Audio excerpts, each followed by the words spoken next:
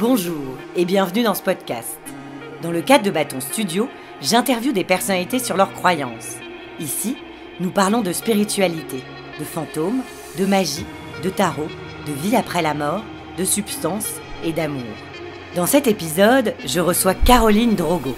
Caroline est cartomancienne, numérologue, illustratrice et podcasteuse. Je suis son travail depuis longtemps sur Instagram. Mais surtout, j'écoute son podcast, Arcane, que j'adore et vous conseille. Je trouve son approche à la fois inspirante, mystique et profondément humaine. Dans Arcane, son podcast, elle reçoit des personnalités et leur tire les cartes. À travers le tarot et la numérologie, elle explore leur parcours avec sensibilité, un peu comme je le fais ici, dans le cadre de Bâton Studio. Elle a aussi créé l'Oracle des signes, un jeu de cartes poétique et puissant, et publié un livre sur la numérologie en 2023. Numérologie, dis-moi qui je suis. Je suis ravie de la recevoir aujourd'hui dans le cadre de Bâton Studio pour une conversation profonde et, je l'espère, inspirante. Je vous souhaite une bonne écoute. Est-ce que juste pour moi, la numérologie, oui. Comment t'en es venue là à faire de la numérologie? Après, on va parler de la tarologie, l'astrologie. Ouais. La numérologie, c'est ce que j'explique dans l'introduction, c'est que moi je suis vraiment nulle en calcul mental. C'est vraiment quand tu me poses une addition, même simple, c'est mon cerveau, il freeze.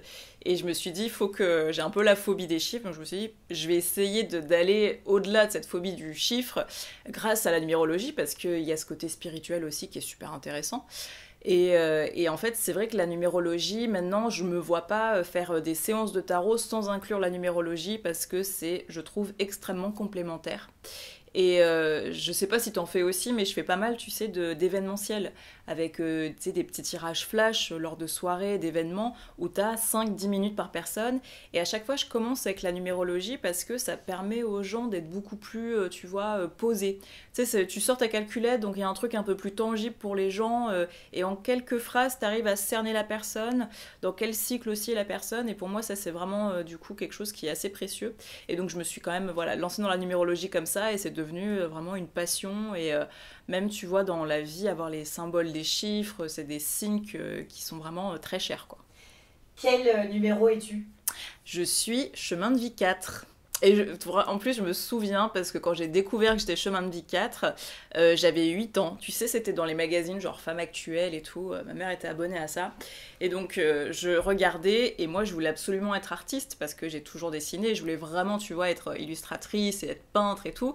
Et quand j'ai vu qu'à un jour près, j'étais pas 3 et j'étais 4, tu vois, j'étais un peu déçue, parce que le 4, c'est le travail, c'est la rigueur, c'est assez proche du Capricorne, tu vois, en astro.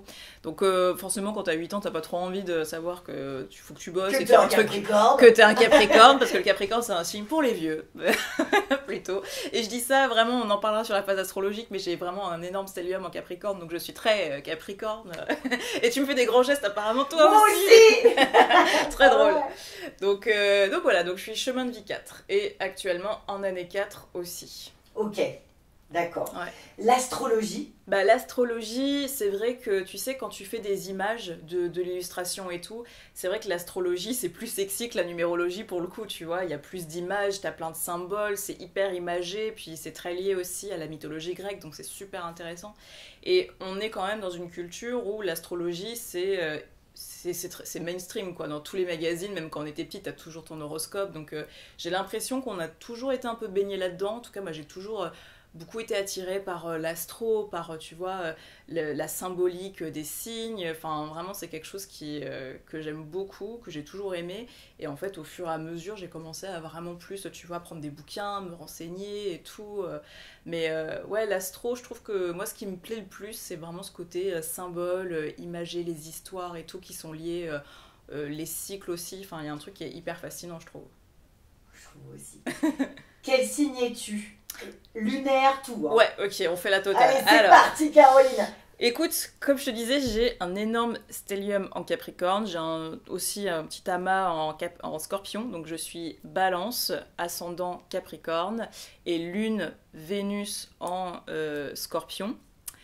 Dans les autres signes aussi, j'ai Neptune qui est en Capricorne, Saturne qui est en Capricorne. Les autres signes... Ah non, pardon, Mercure, je l'ai en Vierge. Les autres signes que j'ai, c'est Cancer, Jupiter et du coup Mercure, Vierge. Mais sinon, après, tout le reste, c'est Balance, Scorpion, Capricorne. Tout est axé là-dessus, quoi. Est-ce que tu peux parler de l'énergie de la Balance, d'abord, qui est ton solaire? C'est drôle parce que ce matin j'ai fait un post, tu sais, sur les looks selon les signes. Et moi, il y a vraiment un truc où je me dis, mais il faudrait trop que je fasse ma penderie par signe, tu vois, par les 3 gros signes. Donc moi, c'est le côté balance. Donc le balance, on dit qu'il y a ce côté très esthétique, très romantique et tout. Donc on va plutôt taper dans du rose et de la paillette. Donc c'est pour ça que j'ai pas mal de trucs rose paillettes dans ma penderie. T'as aussi ce côté un peu scorpion, donc les trucs un peu noirs, faux cuir et tout, tu sais, genre, je sais pas, des bombers avec des trucs, des serpents, des dagues et tout, ça j'adore, ça c'est le côté scorpion. Et j'ai le côté capricorne. Là aujourd'hui je suis plus habillée capricorne, tu vois, en mode très basique, simple, esthétique, très classique mais efficace. Donc la balance, moi je l'aime beaucoup parce qu'elle m'apporte, tu sais, cette douceur, ce romantisme, cette écoute, cette empathie, ce besoin de justice aussi. Et je pense que ça m'aide beaucoup dans mon métier, en tout cas pour tout ce qui est tarologue, tu vois, parce qu'on écoute les gens, parce qu'on essaye de trouver les mots justes.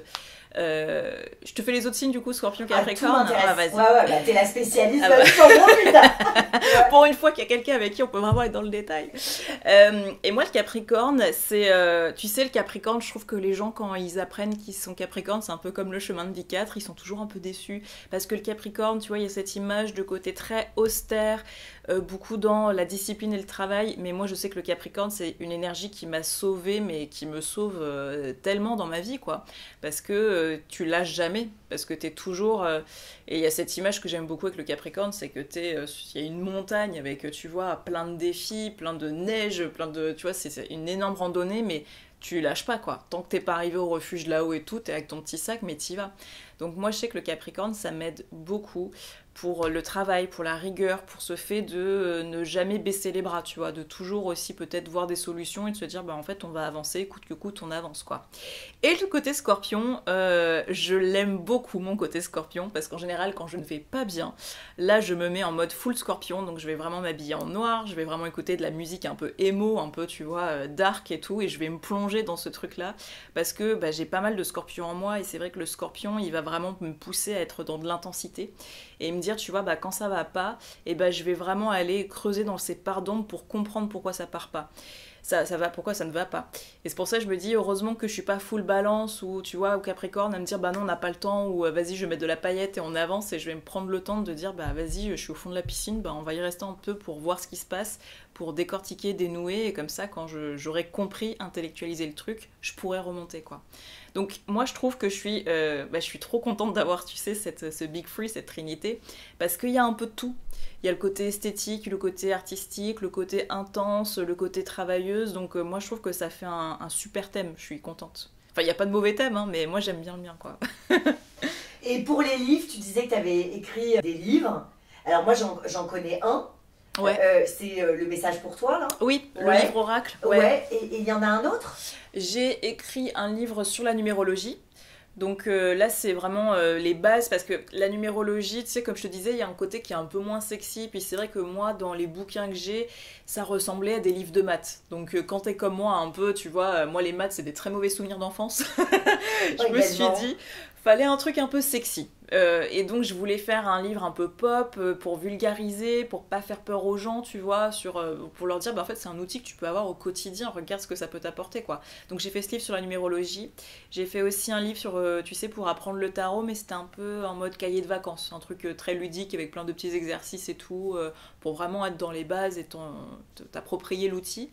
J'ai fait des agendas aussi, plus pour adolescents, et j'ai fait des coffrets de tarot, oracle, et je crois que je n'oublie rien. Je crois que j'ai tout. Qu'est-ce que c'est que le tarot pour toi, Caroline? Le tarot pour moi, c'est un outil qui est incroyable. C'est un outil qui, même si on est cartésien, même si on croit pas à la magie et tout, je trouve que c'est un super outil pour, tu vois, tu te tires une carte et tu vois ce que ça t'évoque, et c'est un outil de développement personnel, quoi. Mais tu sais, maintenant, il y a tellement de choses qui ont été dites autour du développement personnel qu'on sait plus trop, mais ce que ça symbolise, mais c'est plus, en fait, t'as un outil qui te permet de mettre des mots sur ce que tu peux ressentir, qui fait comme un effet miroir, quoi. Donc même pour les gens qui sont cartésiens, je trouve que c'est intéressant parce que ça peut amener à des conversations. Et moi, je trouve que le tarot, c'est un outil qui libère la parole, qui peut mettre des mots, qui peut te guider, t'accompagner. Je l'emploie vraiment dans ce côté développement parole plutôt que dans le côté prévision, parce que je trouve que c'est moins intéressant. Le côté prévision, qu'on te dise dans 3 mois il se passera ça, ok, mais pour l'instant t'as pas de prise là-dessus, pour l'instant c'est qu'est-ce qui se passe maintenant, et le tarot il peut t'accompagner là-dedans, quoi. Quand est-ce que t'as eu un tarot dans la main pour la première fois? Écoute, toute première fois, je pense que ça devait être les tirages en soirée et tout, j'ai pas trop de souvenirs, mais moi la fois qui m'impacte le plus, c'est le moment où j'ai eu mon premier tarot. Parce que moi je suis rentrée là-dedans par le magnétisme, donc j'ai découvert que j'avais cette énergie-là en moi et je pensais me diriger plus vers les soins. Et en fait, quand t'es illustratrice, c'est vrai que ça fait tellement sens, tu vois, d'avoir un tarot, d'avoir ces images-là. Et c'est vrai qu'on m'avait toujours dit, vu que tu as, tu vois, cette énergie, essaye de pas prendre le tarot, parce que tu peux avoir des informations sans le support. Et si tu te mets à bosser avec le support, après, tu risques de plus pouvoir arriver sans support à trouver des choses, quoi. Mais bon, moi, je suis têtue, puis encore une fois, il y a des images et j'avais envie, quoi. Donc, j'ai fait, tu sais, la superstition, on dit que le premier jeu de tarot, faut qu'il soit offert. Donc, j'avais commandé un jeu de tarot pour Noël à ma mère, tu vois. Et j'avais eu du coup ce tarot de Marseille là, et c'est comme ça que vraiment il y a eu cette histoire qui a réellement commencé, je trouve, avec le tarot, quoi. C'était quoi comme tarot? Tarot de Marseille. Ouais, classique. Le classique, et puis après je m'en suis rapidement défait pour aller sur le Rider-Waite-Smith que je préfère. Enfin, que je préfère. C'est que je préfère pour, en tout cas, l'utilisation professionnelle. Ouais. Parce que c'est plus... Et je sais, j'ai écouté tes podcasts et tout, et t'en parles aussi, notamment dans l'épisode avec Étienne Carbonnier, t'en parles bien, tu vois, pour dire, en fait, ouais, il y a les petites scénettes, et c'est vrai que quand t'es en tirage, 5 bâtons, c'est très obscur pour les gens, mais si tu vois des gens qui se fight et qui s'engueulent, là, les gens, ils comprennent que c'est pas forcément une super carte, ou qu'il y a une énergie hyper chill. Il va falloir se battre. Ouais, c'est ça, il y a un truc un peu fort, quoi. C'est ça. Donc c'est vrai que le Rider-Waite, il est plus simple. Donc je suis partie là-dessus. Et est-ce qu'il y a d'autres decks dont tu veux nous parler, ou une de tes cartes préférées? Alors moi, ma carte préférée, c'est la Reine de Bâton. Je l'aime beaucoup. On peut la rapprocher, pour les gens qui connaissent que les arcanes majeures, on peut la rapprocher de l'impératrice, elles sont assez similaires. Mais c'est vrai que moi, la Reine de Bâton, c'est mon côté très balance, tu vois, je pense. Mais c'est une énergie que j'aime beaucoup. Tu sais, ce côté où, tu sais, quand tu reprends le pouvoir sur ta vie et tu dis, mais en fait, je vais arrêter de raser les murs, quoi. C'est vraiment, je vais prendre ma place et j'ai des choses à dire, j'ai des choses à faire et je vais créer et on va me regarder et me reconnaître pour ça, quoi. Donc j'adore cette énergie-là, et il y a aussi un côté un peu séduction. Donc pour moi, c'est vrai que la Reine de Bâton, c'est mon côté très peut-être solaire balance, mais dès qu'elle est dans un tirage, chaque fois je dis aux gens, je fais, ah mais là on est bien là. Attends, je vais te sortir la Reine de Bâton dans celui-là. Je sais pas si tu connais ce deck là, mais je te crois pas, ça va vraiment être la dernière. C'est toujours comme ça. À moins Queen of Candles. Ah, ils ont appelé ça Candles? Ouais, les bâtons. Elle est trop belle. La Reine de Bâton, elle te parle, oui, parce qu'elle prend sa place. Ouais, ça j'aime beaucoup. Et j'aime beaucoup aussi l'arcane du diable. Parce que le diable, et là, c'est le côté Capricorne. Mais le diable, ça fait souvent peur aux gens, alors qu'en fait, on en parlait, tu vois, de ton énergie 1, parce que toi, tu me disais que tu étais en cycle 1, et je te faisais cette image du feu. Tu travailles avec du feu, et c'est très puissant, tu peux faire beaucoup de choses. Mais si tu prends pas garde à le contrôler, il va te cramer. Et le diable, c'est un peu la même idée, quoi. Le diable, c'est ce personnage qui est tout puissant, qui a pas de limites, et nous en tant qu'humaines on a des limites de temps, d'argent, d'énergie, donc c'est quand tu te lances dans quelque chose mais tu prends plus en compte que t'es humaine et que t'as besoin de cadrer les choses, quoi. Donc c'est pour ça, c'est si t'arrives à cadrer, si t'arrives à prendre mesure de ton énergie, à pas dépasser le cadre, à pas trop investir, tu vas y arriver. Il faut juste recontrôler, reprendre un petit peu le pouvoir dessus, quoi. Donc le diable, moi c'est une carte que j'aime beaucoup, ouais. Et puis bien aspectée, c'est le succès sans précédent, hein.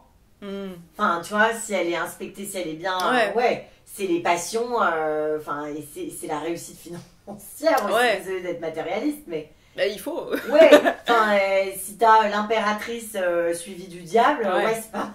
ça va aller, quoi. Ouais, moi c'est pour ça que j'aime bien et la pop culture a peut-être fait un peu de mal, tu vois, mais à chaque fois les gens quand ils voient la carte du diable ou la mort, c'est oh mon dieu. Tu fais non mais en fait c'est bien, hein, c'est cool. Ah bah ouais. Ah ouais, moi je suis scorpion solaire, donc la mort je la tire à tire-larigot. Ouais, la mort je l'ai tout le temps. Mais c'est la renaissance, la mort. Bah c'est pour ça la correspondance entre astrologie et tarot, le scorpion, c'est la mort. Ouais. Parce que c'est destruction, reconstruction, donc c'est pour ça, tu vois. C'est drôle à chaque fois de voir, tu vois, comme ta carte préférée ou la carte que tu tires le plus, elle est vraiment liée, tu vois, aussi à ta carte du ciel, à ton énergie astrale perso, quoi. Donc le diable, la reine de bâton, et pour ceux qui ne connaissent pas les arcanes mineurs, on dirait l'impératrice, mais on vous invite à aller rencontrer la reine de bâton. Ah ouais. Qui agit et qui prend sa place. Est-ce qu'on a d'autres choses à dire sur le tarot ? Et ben tu vois, tu parlais des mineurs et à chaque fois, ouais, c'est vrai que les gens, quand ils commencent, ils font que les majeurs, mais allez-y, prenez les mineurs, hein, parce que les mineurs, t'as toutes les petites problématiques du quotidien et je trouve que t'as des messages, mais ça serait tellement dommage de s'en couper. Donc effectivement, le tarot, c'est 78 cartes, donc faut arriver à se les rappeler, mais c'est d'autant plus de messages et de précision incroyables, quoi. Est-ce que, moi j'ai une question, quand t'as commencé à te tirer les cartes à toi, tu te tires les cartes pour toi déjà, ouais. Comment t'avais fait toi pour démarrer au tout début si je parle à Caroline, l'apprenti sorcier? Ouais, au tout début, pour me familiariser avec les cartes et pour les apprendre, je faisais le dimanche soir, j'avais mon petit rituel où je me faisais le tirage pour la semaine suivante. Je tirais une carte par jour, donc lundi, mardi, et j'avais toute, tu vois, la semaine sous les yeux. Et je complétais avec une carte qui représente la force de la semaine, ce à quoi il faut que je fasse attention, un conseil pour la semaine. Et en fait, au fur et à mesure, tu vois, des semaines, des mois, de voir comment est-ce que ça me parlait. C'est comme ça que j'avais commencé à bien apprendre les cartes. Et puis, je tirais aussi pas mal les cartes pour les copines. Et ça, c'est un conseil que je donne aussi, c'est quand tu commences, je trouve que c'est chouette de tirer les cartes avec des amis très proches. Des amis dont tu connais la vie. Parce que des fois, tu as des cartes qui peuvent dire, il y a infidélité, ou il y a ça. Donc s'il y a des gens qui sont open, ouverts pour parler de tout ça, c'est chouette. Parce que déjà, des fois, tu as des gens qui disent non, mais moi, pas du tout. Et du coup, ça te fausse un peu dans la compréhension des cartes. Et puis, souvent, tu vois, t'es avec ton petit manuel et tu parles de la carte à la personne. Et la personne, elle va percevoir ça de la carte. Et c'est toujours intéressant de voir comment les gens s'approprient aussi. En tout cas, quand on commence, je trouve que c'est bien de voir comment est-ce que l'impératrice, ça te parle, comment tu te sens en ce moment. Et ça te permet d'avoir peut-être des nouveaux mots-clés, d'avoir une meilleure compréhension de la carte. Parce qu'à chaque fois, chaque carte, il n'y a pas une seule symbolique. Je trouve que tu as vraiment un panel énorme, tu vois, de messages, d'interprétations, de ce que ça peut symboliser aussi. Donc, vraiment tirer les cartes au plus de monde possible, quoi. Alors, troisième question, est-ce que tu es spirituelle, éminemment? Oui. Bah oui, je me dis, est-ce que tu peux être tarologue sans être spirituel? Je crois pas. Ou alors, c'est-à-dire que t'es universitaire et que t'es très dans l'étude et tout, mais je pense que c'est impossible, ouais. Donc oui, je suis spirituelle. Et qu'est-ce que ça veut dire spirituel pour toi? Pour moi, spirituel, là tout de suite, ce qui me vient en tête, je me dis, c'est quelqu'un qui regarde au-delà des apparences, tu vois, ou qui va vraiment faire ce travail d'être en pleine conscience, d'être dans le moment présent, d'essayer de décortiquer, de comprendre. Ouais, c'est vrai que c'est dur à définir, hein, c'est ce que c'est que la spiritualité, mais là comme ça, c'est ça qui me vient un peu comme message. Moi, je sais que la spiritualité, ça m'a énormément aidée parce que tu te dis que ce que tu fais pas dans cette vie, tu la feras dans la prochaine. Je trouve que ça amène beaucoup plus de souplesse, tu vois. Et cette foi-là, qu'on pouvait peut-être avoir auparavant les générations précédentes dans la religion, je trouve que ça fait du bien d'être accompagné par ça. Ça amène plus de légèreté, plus d'apaisement aussi. Et c'est pour ça, si les gens ne sont pas spirituels et pas religieux, je pense qu'il faut peut-être beaucoup de sport ou un truc un peu défouloir, parce que sinon la vie, elle est très difficile, quoi. Mais ouais, là, dans la spiritualité, c'est un soutien, c'est un vrai soutien. Et est-ce que tu as été élevée dans une famille religieuse? Non, moi j'ai été élevée dans une famille, je suis pas baptisée, Donc moi je suis d'origine sicilienne, donc la religion est importante dans le côté traditionnel. Et c'est pour ça, tu vois, dans ma famille, ils sont pas religieux croyants, mais religieux traditionnels. Il faut faire comme ça parce que ça a toujours été fait comme ça. Donc moi je suis la première de ma génération à casser le truc, à pas être baptisée. Mes parents voulaient pas me baptiser. Ils voulaient que je puisse choisir moi, tu vois, parce qu'ils supportaient pas la messe, supportaient pas le côté un peu trop cadré, tradi. Et ma mère est dans le médical, donc j'ai plutôt été, tu vois, élevée dans le côté plus cartésien. Après la mort, il n'y a rien, désolé les enfants. Mais par contre, tu vois, mon père est scorpion, ascendant scorpion, donc j'ai beaucoup grandi avec des images du diable, où tu vois, il adorait les vampires, on regardait beaucoup des films Dracula quand on était petit et tout, donc il y a eu ce côté très mystique, mais plus pour le côté esthétique, tu vois, donc j'ai beaucoup grandi avec ça. As-tu d'autres pratiques que le tarot, la numéro... Enfin, t'en as déjà beaucoup, mais je veux dire, est-ce que par exemple tu fais du yoga, tu pratiques de la respiration? Est-ce que t'as des pratiques spirituelles que tu voudrais partager avec nous? C'est vrai que tu vois, en plus c'est drôle, j'en reparlais avec une copine ce week-end, mais ça fait longtemps que j'en ai pas fait, mais j'aimerais bien reprendre. Tu sais, des sortes de méditations très visuelles. On pourrait dire méditation transcendantale, ou tu vois, aller dans les lectures akashiques et tout. Après, je dis pas lecture akashique parce qu'il y a tout un protocole que je ne connais pas, mais tu sais, je le fais un peu à ma sauce, quoi. Ouais. Donc des méditations très visuelles, ça j'en fais, et c'est toujours incroyable comme expérience, et ça apporte toujours des messages assez fous. Alors, est-ce que tu peux nous décrire, Ouais. Alors, c'est quoi? En gros, c'est quand tu te plonges dans un profond état de méditation, et que tu vas soit questionner sur un sujet précis, et donc tu vas avoir des signes, tu vas avoir des flashs, tu vas avoir des visions. Moi, j'avais commencé cet exercice parce que j'avais fait une hypnose régressive. Hypnose de régression avec une hypnothérapeute pour revisiter les vies antérieures. Et en fait, cet exercice, une fois que tu le captes, tu peux le faire chez toi. Donc tu te mets dans un profond état de méditation, et si tu veux visiter des vies antérieures, et ben, tu fais ce travail où tu t'imagines... tu t'allonges comme sur un petit nuage, et ce petit nuage il s'envole dans le ciel et il va loin, et plus tu t'avances, tu vois, dans le ciel, plus tu vas loin, plus tu vas haut, plus tu perds, tu vois, ton visage, et c'est ton âme qui est là. Et après le nuage il redescend, et là le but c'est qu'est-ce que tu vois comme image? Est-ce que tu vois que c'est de la terre? Est-ce que c'est du béton? Comment est-ce que tu es habillé? Qu'est-ce qui t'entoure? Et tu peux avoir voilà, cette histoire qui se déroule, et tu peux replonger comme ça dans des souvenirs. Ça c'est pour les vies antérieures. Et moi ce que je faisais aussi pas mal ces derniers temps, c'est par exemple au niveau travail, est-ce que vous avez un message? Donc là tu vas questionner tes guides ou l'univers, et donc tu montes dans un long escalier comme ça qui tourne, et puis après tu ouvres une porte et tu tombes sur une salle. Donc c'est comme ta bibliothèque à toi, et tu prends un bouquin ou tu vois ce qu'il y a dans la bibliothèque, dans la salle, et c'est toujours des images assez folles, quoi. C'est toujours assez Est-ce fou. qu'on peut revenir aux vies antérieures? Et Ouais. alors, où est-ce que c'était? Alors moi j'en ai visité plusieurs des vies antérieures. La toute première vie antérieure, je me suis retrouvée, c'était vie de sorcière. Donc condamnation pour sorcière. Tu sais, à chaque fois on dit que c'était Moyen-Âge, mais en fait tout ça c'était plutôt fin Moyen-Âge, c'était pas vraiment Moyen-Âge, c'était juste après.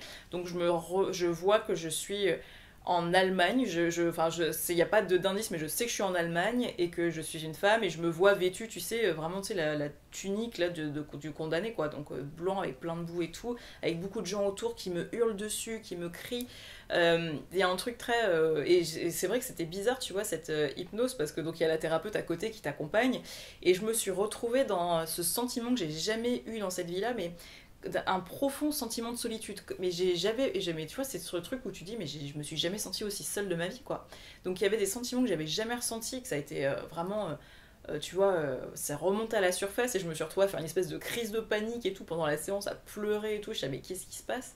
Donc ouais, non, c'était hyper fort, et donc je voyais ça, et je voyais du coup cette mise à mort, quoi, avec les gens autour qui hurlent et tout, tu sais, cette espèce de déchaînement de foule, quoi.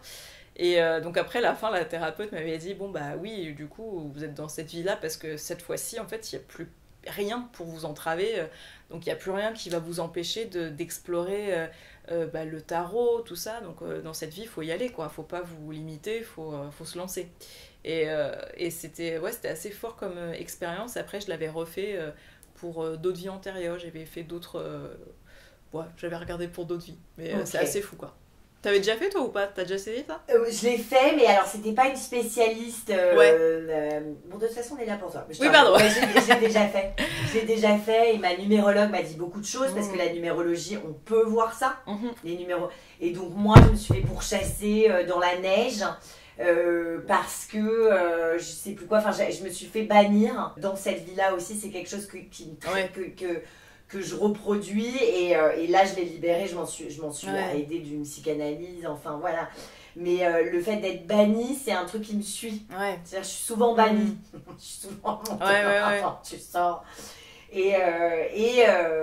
Bon bref, on parlera de notre nœud nord en verso, mais c'est quand même... Ah mais moi le nœud nord en verso, j'ai hâte que tu m'en dises plus parce que moi c'est un truc qui me fascine, je me dis ouais c'est hyper... Enfin ce signe-là, cet aspect-là, je trouve qu'il est hyper intéressant en astrologie, je vais dire en numérologie. En astro. Ouais, c'est ne pas avoir peur, bah évidemment on se fait rejeter parce qu'on est différente, mais si vous voulez, si vous voulez... Bande de gueux. Non, mais on ouvre le territoire en fait, si vous voulez, on se fait bannir, on nous juge. On part et en fait on survit, on y arrive et finalement on inspire les gens et on ouvre la voie. On ouvre la voie, mais il faut accepter la solitude. Il faut accepter de ne pas être lion, c'est-à-dire on n'est pas les stars, on n'est pas là pour ça. Et donc une fois qu'on est d'accord avec ça et on s'est réconcilié avec notre nœud nord, c'est plus facile. Et moi ça y est, j'ai 35 ans, ça y est, enfin je suis contente de ne pas être comme tout... le village qui m'a banni, c'est pas grave. Bon, voilà. Bah écoute, c'est pour ça, hein, le Capricorne, moi j'aime, tu vois, c'est... Bah oui, la solitude, pas de souci, on adore. Ça sauve beaucoup. Hein. La superstition.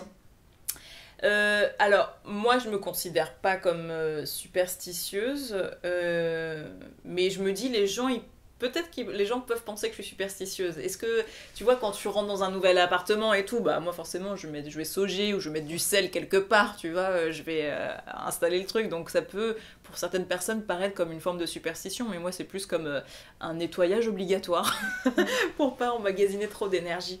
Mais après tout ce qui est superstition et tout, j'adore les chats noirs, adopter des chats noirs, enfin tu vois tout ce qui est les superstitions classiques, je suis pas là-dedans quoi. Qu'est-ce qu'ils ont contre les chats noirs en vrai ? Alors c'est triste, mais de nos jours, les gens n'adoptent plus de chats noirs parce que quand tu veux faire une photo d'un chat noir, bah tu vois moins le chat, ou tu vois, tu sais, s'il fait sombre et tout, et donc apparemment c'est ça, c'est que les gens ils veulent aussi avoir un chat pour le poster sur les réseaux, en story, et le chat noir il est moins visible, c'est horrible, c'est pour ça c'est tellement triste.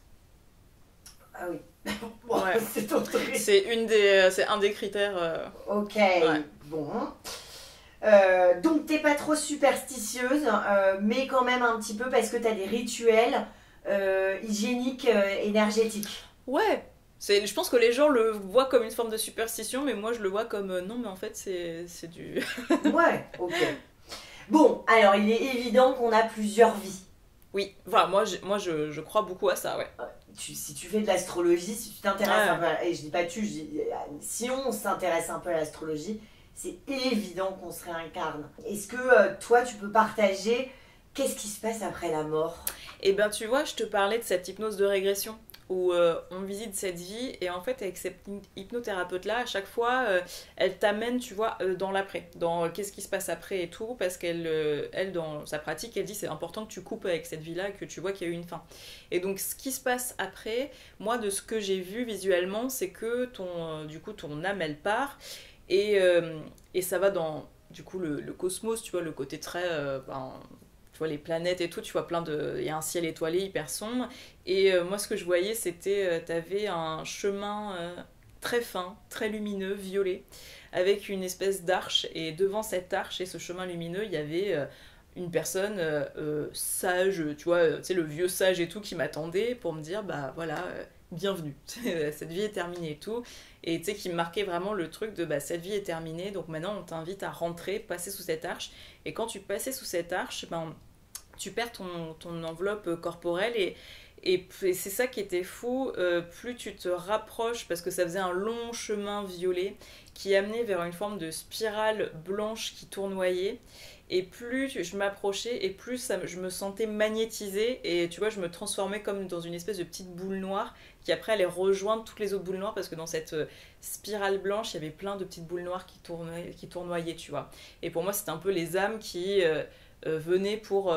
entre deux incarnations, qui venaient pour juste patienter, voir tu vois ce qu'on allait travailler ensuite et tout. Enfin tu vois, il y a ce truc un peu de salle d'attente entre deux incarnations. Et ce qui était incroyable, je sais pas si t'as vu le dessin animé Soul, tu sais le Pixar. Pas encore. Et ben vraiment quand je l'ai vu, j'étais là mais c'est fou, c'est exactement ça parce que t'as toutes ces petites âmes qui marchent sur un chemin fin comme ça et qui sont attirées mais aimantées, tu sais, qui s'envolent après vers une source lumineuse et c'était exactement ça. Et en fait c'est parce que je sais que pour faire ce Pixar là ils ont beaucoup lu les écrits de Carl Jung et Carl Jung décrivait aussi un peu ça comme ça, tu vois, cette spirale comme ça et en fait c'est pour ça que je trouve que c'est fou, parce que dès qu'il y a des expériences, tu sais, comme je te disais, moi j'ai ce côté un peu cartésien aussi quand même, tu vois, je viens de là, donc je me dis à chaque fois, bah, j'essaye de comprendre pourquoi est-ce que c'est une image que j'ai vue ailleurs dans la journée, est-ce que c'est un truc où... Mais quand tu vois que t'as plein de gens qui parlent de cette même expérience et qui décrivent de la même façon et tout, tu te dis, bah, il y a un truc, quoi, je suis pas totalement folle, c'est-à-dire qu'on est d'autres fous aussi. Et encore les Capricornes, juste pour revenir sur les Capricornes, je sais pas si tu as entendu un épisode que j'avais qui s'appelle Dionyso, qui est un chaman qui vit en Amazonie et qui a fait des expériences de mort, parce que c'est ça, l'ayahuasca. Et en fait, lui, il était solaire Capricorne, ascendant Capricorne, stellium Capricorne. Enfin, j'ai jamais vu un Capricorne à ce point Capricorne. Wow. Et le mec, il est tellement costaud qu'il peut aller expérimenter la mort, et il était carrément chaman, si tu veux. Donc Capricorne, oui, il y a un truc très terre à terre, mais justement, on est tellement enraciné que du coup, tu peux te permettre, tu vois, ce qu'un Gémeaux ou enfin tu vois, ou quelqu'un qui serait trop signe R et qui arriverait pas, Donc c'est fascinant ce que tu racontes. Donc il y aurait une salle d'attente. Ouais, moi je le voyais comme ça. Et après, une fois que tu trouves ta prochaine incarnation et que voilà, tout est un peu... parce que donc en gros, quand t'es dans cette entre deux, je sais pas comment toi tu vois ce moment-là, mais c'est un moment où tu vas choisir quelles vont être peut-être les grandes expériences de ta vie, peut-être aussi quelle personne avec qui tu vas t'associer, ou tu vois, il y a des sortes de pactes. Après, petite parenthèse, moi je crois pas aux flammes jumelles et tout ça, pour moi c'est un concept qui peut être même limite dangereux. Pourquoi limite dangereux? Parce que flamme jumelle, t'as ce truc où t'es prête à accepter, parce que alors souvent hein, c'est quand j'ai ce terme-là, je l'ai entendu de copines, tu vois, qui étaient en mode non mais c'est ma flamme jumelle, ce mec, j'en suis sûre, et du coup t'es prêt à accepter tous les bullshit que ce mec te fait vivre parce que c'est ta flamme jumelle. Parce que la flamme jumelle, pour les gens qui connaissent pas, c'est donc cette croyance où on est associé à une autre âme, et que c'est des histoires qui sont très compliquées, qui sont même limite parfois un peu violentes, parce qu'il y a ce côté un peu, tu vois, aimant, tu vois, truc un peu intense, mais du coup, bah, ça fait que là, t'es dans cette vie, tu dis, bah, en face de toi, t'as un mec qui peut se comporter, ou une nana, hein, mais comme la plus grosse connasse du monde, et tu dis, mais non, mais c'est ma flamme jumelle, je vais tout accepter. Bah, pour moi, non, ça c'est dangereux. Pour moi, je crois que t'as plusieurs personnes qui peuvent te correspondre, sinon ça serait extrêmement compliqué dans la vie, hein, si t'avais qu'une seule personne pour la vie amoureuse ou la vie de partenaire en tout cas. Donc il y a plusieurs personnes qui peuvent correspondre. Et donc pardon, je reviens sur cette salle d'attente où du coup t'as certains contrats que tu signes ou des épreuves que tu décides de vivre dans cette vie-là, et une fois que tout est acté, après c'est là où tu choisis dans quelle famille, quel endroit tu vas t'incarner, quoi. Et on a autant de vies, de réincarnations possibles, où il y a un moment où non, toi tu n'auras que cette vie. Alors là, c'est là où tu vois, là je prends la numérologie, je reprends la casquette numérologue. Et alors en numérologie, du coup, tu fais tous les chemins de vie qui sont entre 1 et 9. C'est pas forcément dans l'ordre, hein. Tu peux choisir de faire ok, cette fois-ci je vais faire 9, ensuite je vais faire ça. Et une fois, donc ces chemins-là entre 1 et 9, c'est j'apprends pour moi-même. Une fois que tu as appris toutes les leçons, que tout est bien ancré, tu vas passer à l'étape supérieure, et c'est les gens qui sont 11, 22 ou 33. Donc ça, c'est plutôt les chemins de vie où tu es là pour les autres. Et donc 11-22, c'est ok, je suis là pour les autres, je suis là pour donner aux gens, pour les accompagner. Et le 33, c'est là où on te dit, quand t'es 33, normalement, tu devrais bientôt arrêter ce cycle-là. C'est que t'as déjà tout fait, et là tu es dans ce truc de don pour soi, donc tout est fait, maintenant tu peux passer au plan supérieur. Donc c'est pour ça quand il y a des chemins de 33 en consultation, j'aime bien à chaque fois aller creuser, dire bah en fait là, est-ce que tu penses qu'il te manque quelque chose? Est-ce qu'il y a quelque chose en expérience de vie où tu as l'impression qu'il y a un espèce de manque, parce qu'en vrai normalement t'as coché toutes tes petites cases, donc là c'est peut-être potentiellement une des dernières incarnations que tu peux faire, et ensuite il y a autre chose quoi. Après ensuite il y aurait quoi? Et ben ensuite je sais pas ce qu'il y a, tu sais, on appelle ça pour vulgariser le nirvana, tu vois, le côté où t'es vraiment en mode pleine conscience et que tu fais partie un petit peu de cet univers. Moi je crois que j'aime bien voir ça comme ça, où tu fais partie d'une espèce de, tu sais, d'espèce de conscience un peu collective quoi, mais ça je sais pas. J'y crois beaucoup, moi, à ça. Ouais, cette force un peu, ce qu'on pourrait dire les guides, tu vois. Les guides, moi, je sais pas si j'appelle vraiment ça les guides, mais je pense que t'as plusieurs... parce que il y a des gens qui pensent qu'on a toujours les mêmes guides tout le temps le long de sa vie, mais je pense que ça change, ça intervertit, donc je pense que tu fais partie d'un espèce de club comme ça. Ouais, je suis tout à fait d'accord. Et alors, qu'est-ce que c'est que les fantômes qui sont encore sur Terre, alors? Parce qu'on parlait en off des fantômes. Des fantômes. Les fantômes, c'est, tu sais, les gens qui sont bloqués là, et souvent il y en a qui se rendent peut-être pas forcément compte qu'ils sont bloqués là, mais c'est des gens qui sont attachés à un lieu, attachés à une personne, et qui n'arrivent pas, ou qui sont attachés par un espèce d'attachement, un espèce de contrat un peu moral, et qui n'arrivent pas à passer à autre chose, quoi, à aller complètement sur une autre incarnation. Et donc on en parlait un peu en off, mais ça, des expériences de fantômes, ça j'en ai eu. Encore à chaque fois j'essaie de comprendre, tu vois, de me dire est-ce que c'est mon cerveau, mais ce qui est fascinant, c'est que la façon dont je les vois, c'est tout le monde, tous ceux qui voient en tout cas des fantômes, des esprits, on les voit de la même façon, ça fait comme une espèce de forme un peu brumeuse, tu vois, une fumée noire qui fait une silhouette, et comme je te disais en off aussi, j'en vois plus, parce que moi j'ai demandé à plus voir, parce que c'était trop intense comme expérience, et puis ouais, il y a des moments ça dérapait un petit peu, et je sais pas, je me dis c'est pas mon chemin, c'est pas ma place de recevoir ça. En expérience de fantôme que j'ai eu, écoute, j'en ai eu plusieurs, donc on va commencer par quoi? On va commencer par la toute première fois que j'ai vu un esprit, un fantôme. C'était dans mon ancien appartement, donc je vivais, tu sais, les appartements haussmanniens qui datent de 1800 et quelques et tout. Et puis c'était un moment où je faisais beaucoup de peinture à l'huile, donc je peignais beaucoup, je faisais beaucoup de toiles. Et je me souviens, c'était l'été, c'était, je sais pas, ça devait être juillet, août et tout, j'étais avec un petit film, j'étais en train de peindre, il y avait mon chat à côté, tout était trop bien. Et puis à un moment, je sens que le chat, il devient un peu rigide et tout, puis il commence à regarder dans le hall, vers le couloir. Et moi, je continue à peindre, et en fait, je vois comme s'il y avait un humain, tu vois. Je voyais une forme humaine, et je voyais quelqu'un qui était dans le couloir et qui cherchait, tu vois, qui ouvrait un peu les pièces et qui regardait. Je voyais chercher dans la cuisine, la salle de bain. Et après, une fois qu'il s'est tourné vers moi, je voyais, tu sais, un côté genre, ah, elle est là. Et tu vois, qui fonce vers moi, quoi. Et c'était fou parce que je voyais le chat, donc moi, je voyais cette forme et je voyais le chat, et la tête du chat était matchée avec les mouvements, tu vois. Et c'est pour ça, quand je vois ça, j'étais, mais qu'est-ce qui se passe? Et quand le fantôme vient vers moi, le chat s'est mis devant moi et a commencé à feuler. Et c'est pour ça que j'avais...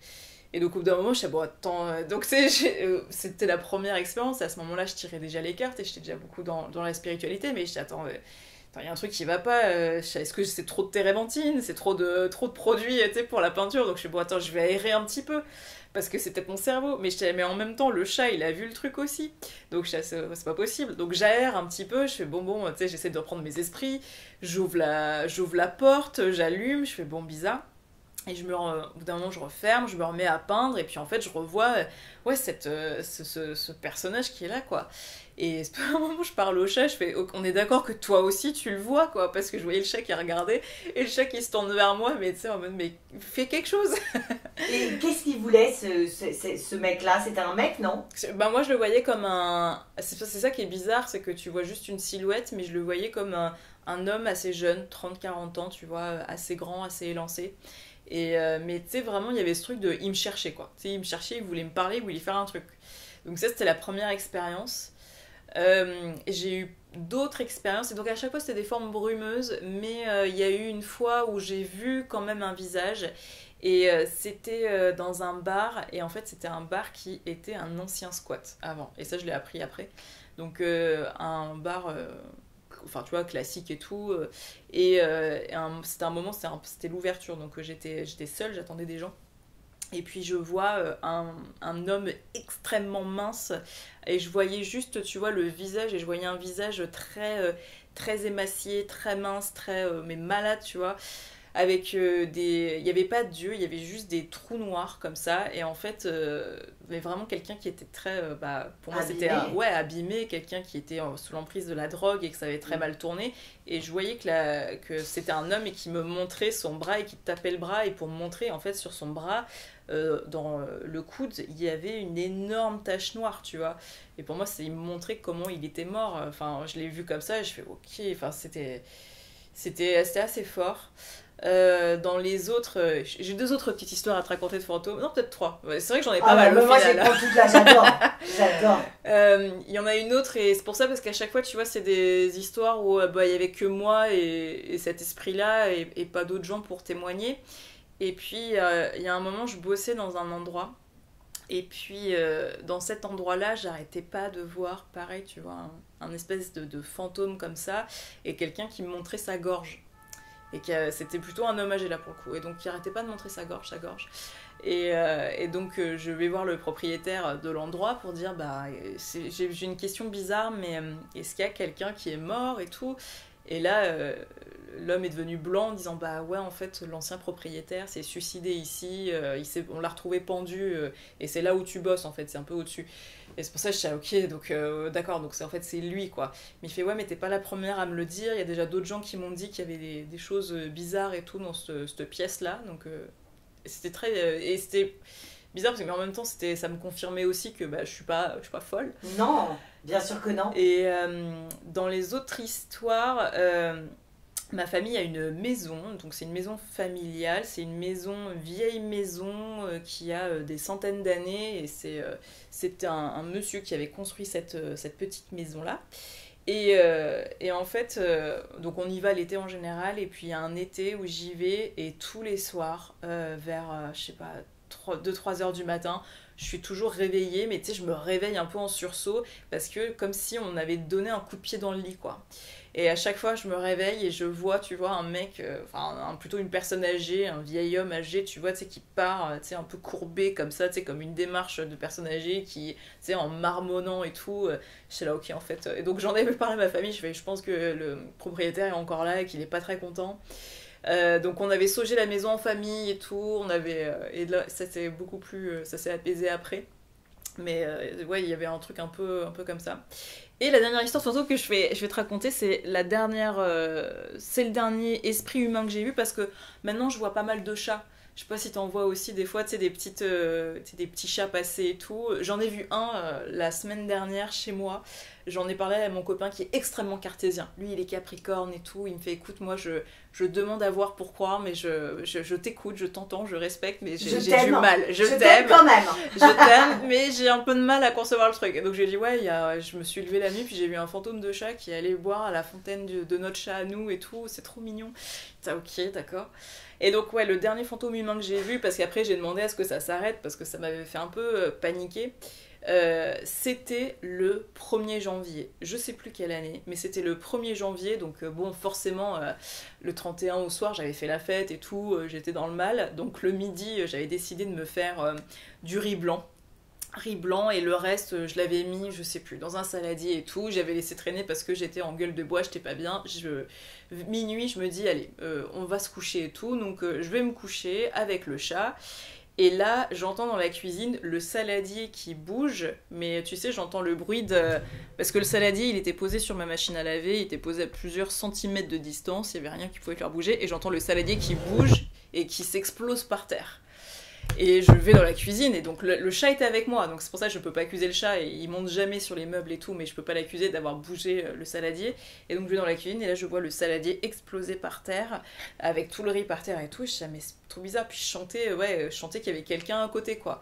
Et donc c'est là où j'ai vraiment, j'ai tapé dans les mains, j'ai fait, ok, alors en fait, on dégage, je suis propriétaire, enfin, je suis locataire de l'appartement, mais c'est mon appart, le chat il est là, mais tout ce qui est pas attaché ici, ça part, quoi. Et c'est là où j'ai dit, en fait, je veux plus que ça vienne à moi parce que ça me sert pas, et que c'est vrai que j'avais aussi eu peur que le chat il se mette les pattes dedans, quoi, tu vois, et qu'il se blesse et tout. Donc c'est la dernière fois que j'ai vu une silhouette humaine, ou en tout cas que j'ai eu cette expérience là, et ça remonte à plusieurs années, ça fait au moins 5 ans, je pense, cette histoire, 5-6 ans peut-être. Oui, j'ai plein d'autres histoires fantômes qui me viennent en tête et tout, mais j'en ai eu plein d'autres en fait. C'est pour ça que je me rends compte, je fais c'était pas un cas isolé, quoi. 31 octobre, tu sais, à chaque fois on dit que c'est le moment où le voile est plus fin entre le monde des vivants, et donc pareil, 31 octobre, j'avais fait la fête et tout, et le lendemain j'étais un peu fatiguée, et vers 6h du matin, je me réveille parce que je sens que le chat il est agité. Et je suis dans mon lit, dans ma chambre, et je vois qu'il y a, tu vois, la porte pour aller vers le salon qui est un peu ouverte, et je vois quelqu'un qui s'appuie contre la porte et qui me fait coucou, tu vois, genre ah, je suis là, coucou.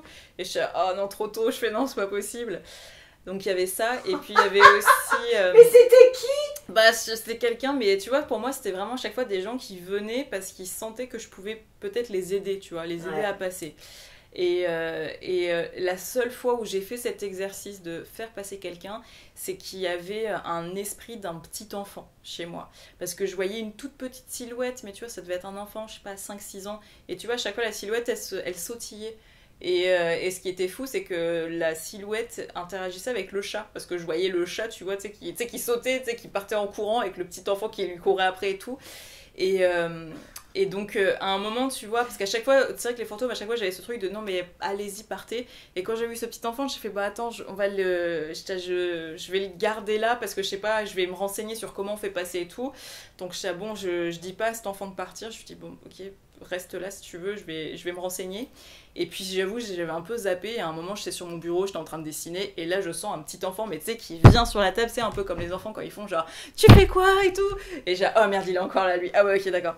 Et c'est là où j'ai fait cet exercice d'essayer de faire passer, mais je sais pas si je l'ai bien fait ou pas. Après c'est vrai que je l'ai pas revu, donc je suppose que je l'ai bien fait, mais c'est pour ça que je me dis, je pense qu'il y a d'autres gens qui le font mieux que moi et qui seront plus mais je sais que ça c'est possible, il y a des gens qui font passer les âmes comme ça. Et à regarder sur internet, t'avais trouvé sur internet Je crois que c'est dans un livre que j'avais trouvé. Il me semble que c'était dans un livre chez moi, parce que j'avais des livres sur les défunts, tout ça, j'avais dû trouver ça là.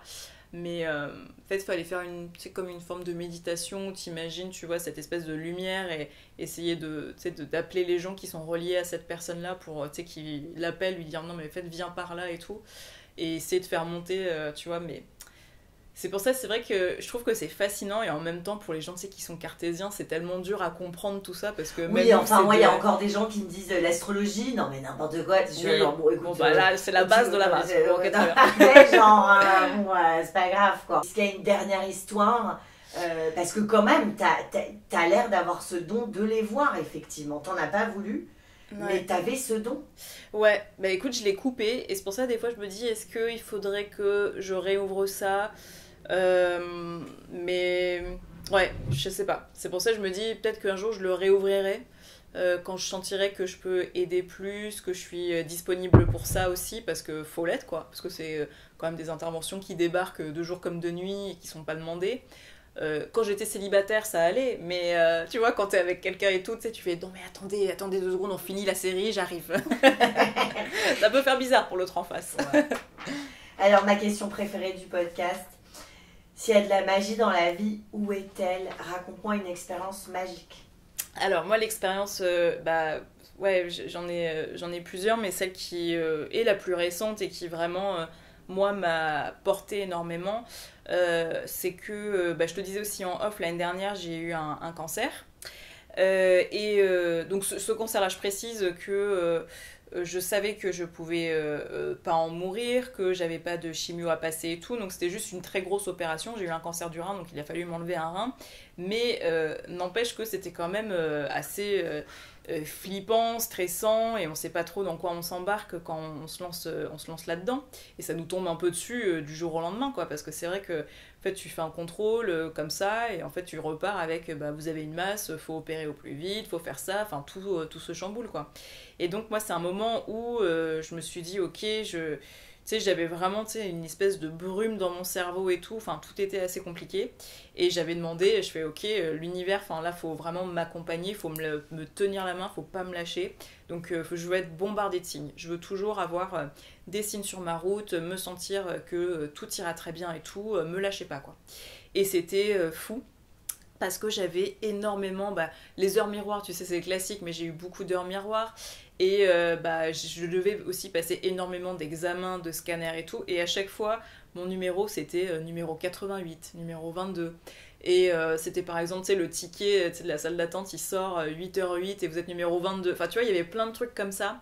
Et donc, le jour de l'opération, tu vois, juste avant de rentrer dans un bloc, ils te mettent dans un espèce de petit sas d'attente et tout, pour te poser la perf et tout, discuter un peu avec toi, te rassurer. Et donc là, je tombe sur une infirmière et tout, on discute un petit peu. Et je fais, oui, c'est quoi du coup mon numéro de bloc? Ah, vous êtes numéro 11. Et là, je suis là, c'est bon, allez-y, endormez-moi, je suis prête. Donc c'est pour ça que c'était assez fou, parce que tu te dis, ça peut être des coïncidences et des hasards, mais c'est vrai que ça faisait quand même beaucoup. Et puis moi, c'est vraiment, je me suis dit, mais c'est fou, quoi, parce que c'était un vrai soutien, où en fait tout le long, tu sais que ça va aller, que ça va le faire, et qu'il faut juste avancer, quoi. Donc c'était fou. Ok, incroyable. Et les rêves, qu'est-ce que c'est que les rêves pour toi quand on dort? Déjà, est-ce que tu as déjà eu des rêves prémonitoires, des rêves fréquents? Qu'est-ce qui se passe pour toi quand on rêve? J'aime bien, pour le coup, tu vois le côté aussi scientifique sur, tu sais, qui dit que en fait ton cerveau, c'est comme le rêve est un peu comme un espèce de défouloir où tu sais on va prendre toutes les thématiques que tu as en tête en ce moment et on va un peu te créer plusieurs scénarios pour que tu puisses te préparer à si ça t'arrive dans la vie, comment est-ce que tu fais. J'aime bien cette explication-là. Après, moi, les rêves, je fais pas de rêves prémonitoires pour les autres ou pour le monde. Moi, quand je fais des rêves qui sont particulièrement impactants, c'est des rêves où tu vois, ça va vraiment décrire quelque chose qui est très fort pour moi en ce moment et qui va me donner un petit indice sur qu'est-ce que je dois faire et qu'est-ce qui est important. Mais j'en ai pas non plus énormément, hein. J'ai pas énormément de rêves comme ça. Par contre, je fais aussi pas mal de rêves, et ça c'est toujours très drôle, mais je fais beaucoup de rêves où par exemple c'est pas moi, c'est quelqu'un d'autre. Ou des rêves où je suis plusieurs personnes à la fois. Donc tu vois, il y a un truc très bizarre où c'est comme des mini-films, mais ça me parle pas de moi, c'est pas du tout Caroline, c'est dans d'autres époques, d'autres trucs. Donc soit je me dis je revisite des vies antérieures, soit je visite d'autres personnes par l'esprit, par la connexion ou quoi, mais ouais, il y avait des rêves où même à des moments je me retrouvais dans d'autres univers avec des gens que je ne connaissais pas et tout était totalement normal et tout, je savais comment ça fonctionnait et tout, donc voilà, j'ai des rêves comme ça un peu cinématographiques. Surtout si tu as ouvert la porte de Pandore d'aller justement dans d'autres dimensions, dans d'autres vies. Alors ça c'était avant, tu vois, les rêves, ouais, ça c'était avant. Ça c'était avant que je commence à aller dans les hypnoses et tout et regarder ça. Mais ouais, depuis que je suis jeune, hein, je fais des rêves un peu comme ça et tout, donc c'est assez fou. Mais des rêves, tu vois, très rêves prémonitoires sur un truc qui arrive quelques jours après, ça, moi, c'est pas mon médium. Ça, j'avoue, j'en ai pas. Et donc pour toi, quand on rêve, c'est l'explication scientifique de voilà, on se prépare. La plupart des rêves, je pense que c'est ça, ouais, c'est un peu tout ce que tu as dans le cerveau et tu vois, ça se transcrit dans tes rêves, ça te permet de défouler un petit peu ton cerveau, de décharger certaines peurs. Après, t'as des rêves aussi qui montrent qu'il y a une certaine peut-être importance à mettre sur un sujet. Surtout ouais, dans les moments un peu nouvelle lune, pleine lune, c'est intéressant de regarder sur quoi est-ce que tu rêves à ce moment-là, qu'est-ce que ça dit de où est-ce que t'en es, dans quel est ton process, quoi. Alors, on parlait des drogues, tu disais que t'en prenais pas, mais je te pose la question parce que c'est une question du podcast. As-tu déjà eu des expériences de drogue, oui ou non, et qu'est-ce que c'est pour toi les drogues en fait? Drogue, moi, bah, j'ai pris des joints, mais comme beaucoup de jeunes font, tu vois, mais j'avoue, moi, ça m'a jamais fait grand-chose, à part me donner très faim et devoir manger une plâtrée de pâtes en rentrant. Mais sinon, non, moi, les drogues, ça m'intéresse, ça m'a jamais intéressé, ça m'intéresse pas. Tout ce qui est drogue dure ou même psychotrope et tout, ça, j'en prends pas, parce que je me dis, bah, comme je te disais, avec la méditation, je peux avoir ça sans drogue. Et puis, j'ai aussi cet aspect où j'aime avoir le contrôle. J'aime pouvoir avoir le contrôle sur le corps. Et c'est vrai que les drogues, pour moi, il y a ce côté où tu perds le contrôle et la méditation, tu peux l'arrêter à tout moment s'il y a un truc qui va pas. La drogue, non. Et c'est pour ça, même moi, maintenant, tu vois, même l'alcool et tout, je ne supporte plus les gueules de bois, je supporte plus, tu vois, perdre le contrôle. C'est un truc où plus je vieillis et moins je veux avoir ça, quoi. Donc tu bois pas d'alcool non plus? J'en bois un petit peu. De temps en temps, si on est obligé ouais. et que... Enfin, un petit verre, tu vois, en soirée et tout. Ouais, mais je veux plus boire pour boire, quoi. Ça, c'est juste... Alors, est-ce qu'on a un destin? Moi, comme je vois ça, je me dis que on a des expériences qui nous sont destinées. Et t'as ton libre arbitre. Donc tu peux dire, par exemple, si t'as été destiné à rencontrer telle personne, mais que toi, t'es pas prête, tu peux décaler, je pense, cette expérience-là. Tu peux décaler et choisir quand c'est le moment pour toi d'aller expérimenter ça. Après, t'as des trucs qui te tombent un peu dessus, tu vois, comme bah ouais, les maladies et tout, il faut affronter, mais je pense qu'on a une forme de destin et qu'on a quand même ce libre contrôle de bah, qu'est-ce que tu choisis de faire de ça, quoi. T'as cette expérience que tu dois vivre, est-ce que tu choisis de la vivre de façon positive, de façon négative, est-ce que tu fais l'autruche et du coup tu passes à côté? C'est pour ça qu'il y a certaines personnes qui doivent, tu sais, se réincarner dans des chemins de vie parce que la leçon n'a pas entièrement été apprise, du coup on dit bon bah là, loupé, dommage, et recommence et vois ce que ça donne, quoi. Moi je vois pas mal ça, ouais, pour le destin. Et quels sont les outils qui nous permettent de le connaître? L'astrologie? Astrologie, tarot, numérologie, en fait c'est vrai que, et même, je sais pas comment toi tu vois ça, mais pour moi c'est peu importe la technique que tu vas utiliser parce que le message sera sensiblement le même. Donc si t'es plus à l'aise avec du pendule et tout, bah fais avec du pendule. Si t'es plus à l'aise avec la numéro, vas-y avec ça. Mais t'auras toujours, tu vois, ce même message de quel cycle tu es, qu'est-ce qui se passe pour toi, ça sera toujours pareil. Est-ce que tu peux nous parler de toi et s'il y avait quelque chose que tu as appris sur ton destin à toi ou en tout cas sur ces choses qu'il fallait que tu expérimentes?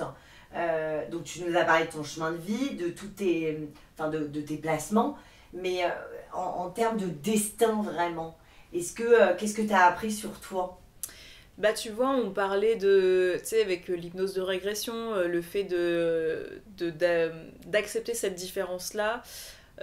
Moi, je pense que toute la spiritualité, ce que ça m'a appris, c'est que peut-être plus de souplesse. Ce que tu feras pas dans cette vie, tu la feras dans une prochaine. Que la différence, c'est une force.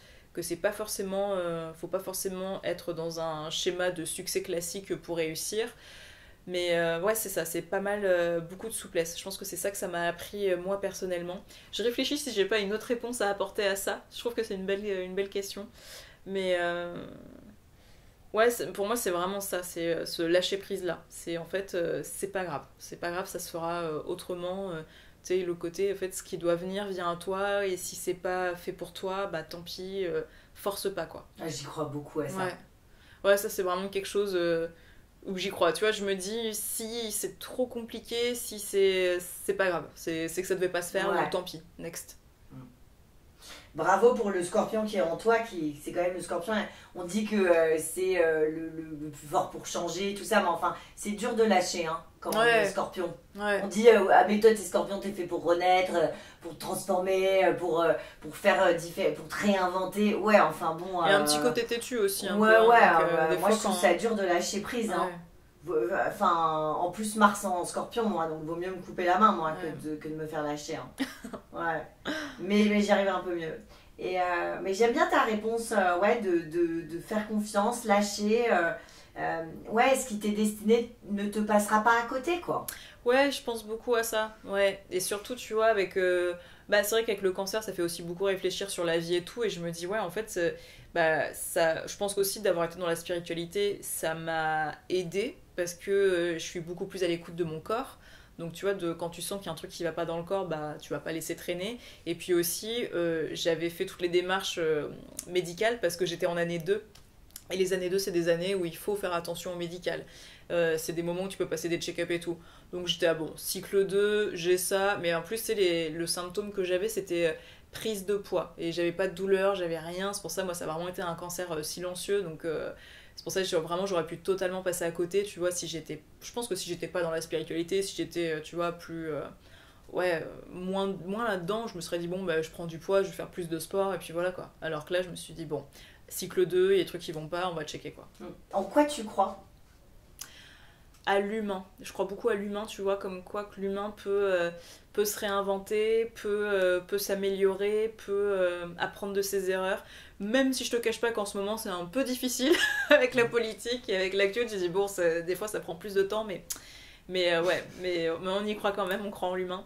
Et puis ouais, l'empathie entre les hommes du sens humain, ça c'est vraiment quelque chose auquel je crois beaucoup. Cette sensibilité-là qu'on a petit et qu'on perd un petit peu en grandissant parce qu'on est un peu matrixé parfois par la société, mais ça c'est des valeurs, je pense qu'il faut qu'on revienne plus. Et puis on demande tout sauf d'être empathique. Bah ouais, c'est tout. Ça.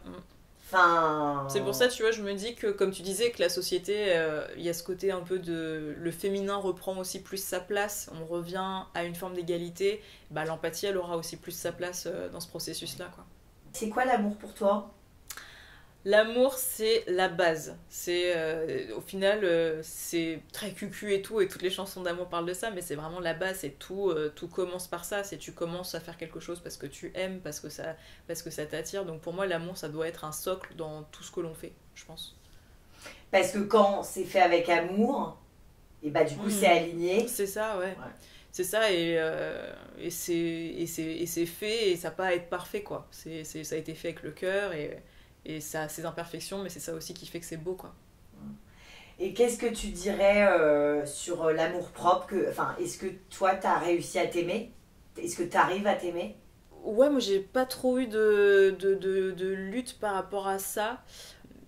Mais tu sais, je pense que tout le monde s'aime à la base, et je pense qu'il y a ce côté de regard des autres, et tu vois, c'est ça qui fait dérailler. Parce que les enfants, je pense que si tu leur demandes s'ils s'aiment, je pense qu'ils vont te dire oui, tous, quoi. C'est vraiment le regard des autres, et comment est-ce que les gens peuvent parler de toi, ou se comporter. Je pense que ça se joue beaucoup à l'enfance, hein. Des fois, les enfants, ils peuvent être cruels entre eux, mais en vrai...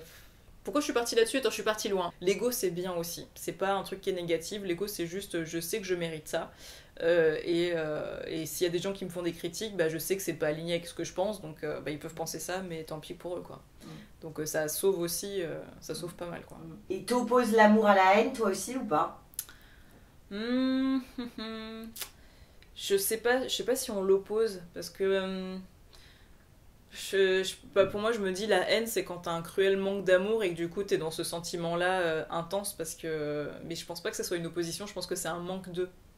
Je pense que c'est plus ça, parce que des gens qui ont vraiment la haine, c'est pour ça que c'est drôle, je pense à ça, mais tu sais, je fais du spinning, tu sais, le vélo un peu à fond et tout, et puis j'avais fait 2 séances d'affilée et tout, et le prof après il m'avait dit ouais, pense à quelqu'un que tu détestes et tout, pense à un truc qui te met la haine, et donc j'ai ralenti encore plus, j'étais là, bah en vrai y a rien, tout va bien, donc je sais pas, bon on va penser à autre chose, parce que ouais. Mais ouais, je me dis la haine c'est un sentiment, je pense que tu l'as, et quelque part tu dois décider de rester là-dedans parce que c'est plus confortable, donc je pense que la haine c'est un choix aussi quelque part. Quel tarot t'as envie de prendre? Alors, je vois que tu as ce superbe jeu qui est là. Qu'est-ce que tu as d'autre? J'ai le Tatou Tarot. Ouais, celui-là, c'est un des premiers que j'ai acheté. Ouais, on me l'a offert, celui-là. Ah! Lucas, c'est Lucas Bravo, d'ailleurs, qui m'a offert. Celui-là, je l'ai acheté parce qu'ils m'ont proposé en pub Instagram et j'étais là, mais c'était tellement bien. C'est des mini... Oh oui, trop mignon. Trop mignon. J'ai l'oracle de Keeper qui est assez puissant, mais c'est pas le tarot. Mais Celui-là, je le connais pas. Ah, et il est génial. Ah ouais? Ok. Ah, il est génial. J'ai le tarot de Thoth. Ok. Celui-là, je connais, mais je ne l'ai pas. D'accord, alors vas-y, regarde-le. J'ai le Visconti. Ah oui, je l'ai, il est très beau. Ouais. Puis j'en ai d'autres. Hein. J'ai celui-là que je trouve très beau, que j'ai offert à mon petit-neveu. For all ages. Oh, il veut un petit tirage aussi, je pense, ton cher. Il veut un petit tirage. Tu veux qu'on en tire une? On en tire une beau. Pour toi. Eh ben, écoute.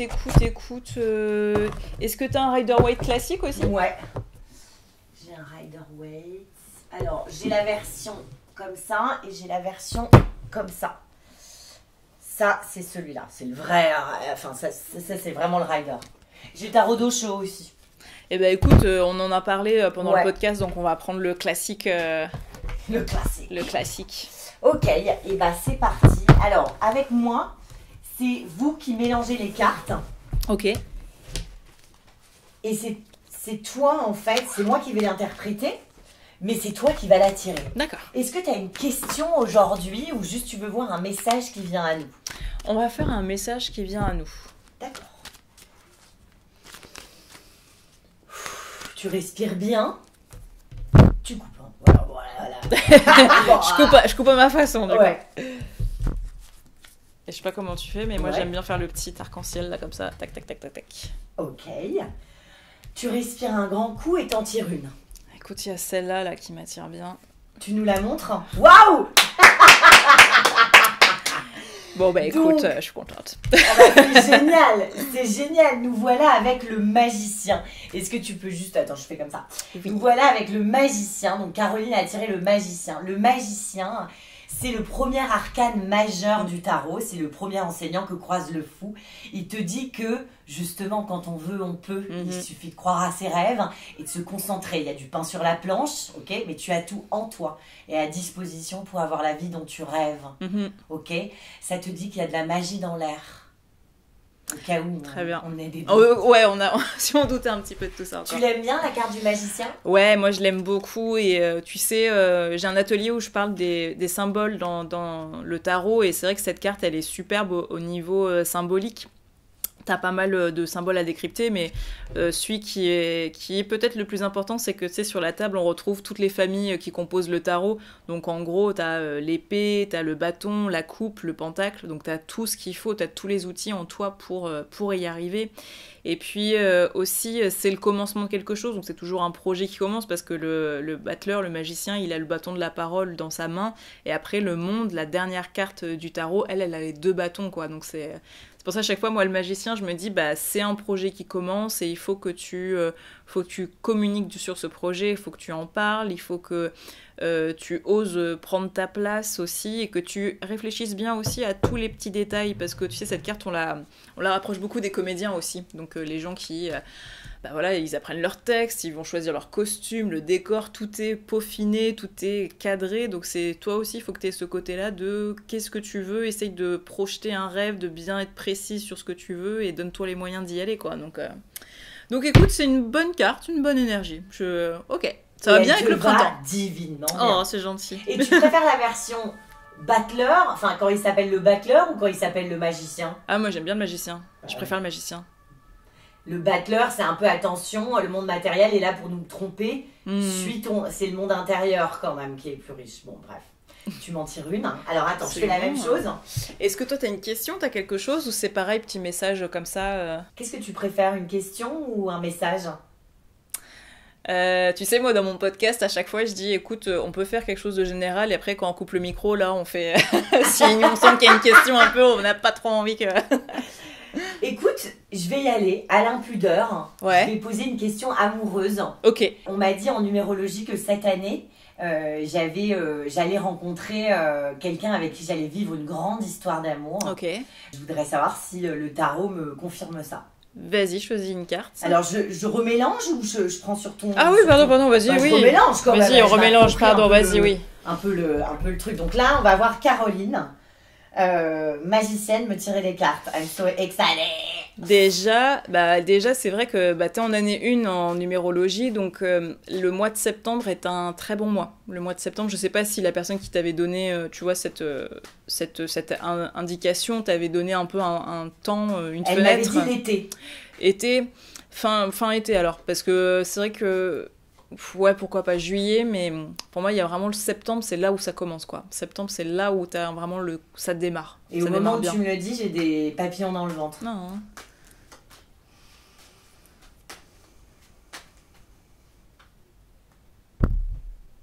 Je te montre ou pas? Alors, dis-moi comment toi tu fais, toi tu coupes et c'est la carte que tu coupes Ouais. qui est là? Ouais. Eh bah, vas-y. Enfin, je coupe, je regarde. Ok, Ça devrait ah être- bah. Elle a choisi le 4... Oula, pardon. Le 4 de bâton. Alors, le 4 de bâton... En plus, on le voit sur l'illustration, alors je sais pas si les gens vont le voir bien, mais il y a un petit couple en fait. Et c'est vrai que dans le tarot traditionnel, c'est la carte des mariages et des fiançailles. C'est la carte qui parle de l'engagement. Et c'est pour ça que c'est une carte qu'on aime beaucoup, parce que ça montre qu'on est dans une relation où on n'a pas envie de fuir, on se sent bien, on a trouvé sa personne. Et ce que j'aime beaucoup dans cette carte, c'est que tu sais, il y a ce lien de... Je suis, tu sais, on est dans une histoire où je sens que j'appartiens à cette personne et que cette personne m'appartient. Il y a un espèce de contrat qui est très beau, qui est hyper... qui fait sens, où on se dit, en fait, tout m'a mené à ça. Toutes ces expériences auparavant, ces histoires m'ont mené à ce moment-là. Et c'est la célébration. Donc c'est aussi une histoire qui du coup est fluide, qui est simple, où on ne se pose pas de questions, parce qu'on a quelqu'un qui est sur la place du village à côté de soi, et on est ensemble, et on est là, on est amoureux, c'est trop bien. Donc c'est pour ça c'est une très belle carte. C'est pas flamme jumelle mode, quoi. Non, pour moi ça c'est... Non, c'est plutôt... Le 4 de bâton, c'est le nom de mon podcast. Et oui, en plus, c'est vrai, mais oui, totalement. Donc, est-ce que c'est pas quelqu'un que tu rencontrerais, du coup, dans le cadre du podcast, si on aime bien y voir un peu des signes et tout, c'est quelqu'un que t'interviews, ouais. Cet été sur alors podcast. Cet été, c'est que des beaux gosses. Que des mâles. Il va y avoir une petite programmation, là, alors. Merci beaucoup Caroline pour tout ce que tu nous as raconté. Eh ben écoute, merci pour ton invitation, c'était génial. Ouais, et puis si on veut te voir, on va sur ton compte Instagram et c'est Caroline Drogo. C'est ça, tout simplement. Voilà. Et donc tu proposes des rendez-vous, tu fais de l'astro, de la numérologie, du tarot, de l'énergie aussi avec tes mains ou non? Non, ça c'est juste pour le cadre privé. D'accord. Pour le chat et le copain quand il est malade et tout ça.